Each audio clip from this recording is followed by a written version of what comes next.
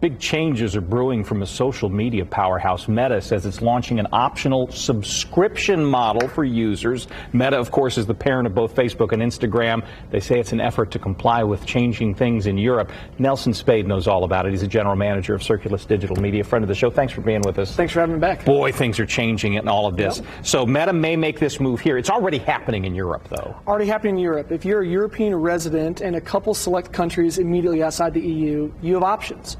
To put it in perspective, earlier this summer, the EU banned Meta, parent company for Facebook, from tracking activity for users across its platforms. We're talking Facebook, Meta, WhatsApp, and also some of the third parties they partner with for advertising. It's banned unless you have user authentication and permission.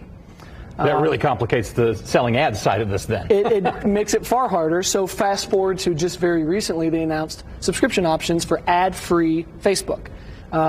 10 euros or $11 a month for web, and then it goes up to 13 euros, about 14 bucks a month to include your mobile device. All right, so that's the European model, and That's it's correct. evolving. That's correct. A sense of how this might play out in the United States? So it's interesting in that this is not unique to Meta. We're seeing subscription models being tested by other platforms, most notably X, formerly Twitter. Yep. They rolled out X Premium, where 50%, where a user will see 50% less ads for a small nominal subscription fee. Now, historically, when it comes to digital subscriptions, subscriptions are more stable revenue sources, but not as fruitful as far as an advertising model. Meta is also battling subscription fatigue. Sure. Not necessarily as it relates to social media, but in terms of digital subscriptions. You and I were just talking about streaming services off camera.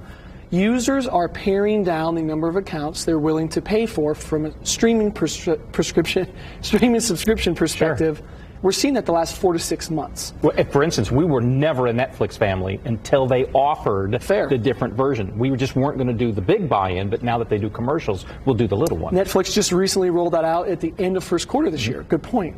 So with Netflix being €12 per month in the EU, so $13, they might be pricing themselves out of asking for 13 euros for Facebook, but it might not be a bad thing for the bottom line of their business. Yeah, and if it then translates to the United States, kind of give us your take on this. This is the world you watch. Sure. So in our opinion, we think it's very fair to say that this was a very strategic decision to test the model in the EU to try to get back in the better graces for European regulation that is increasing.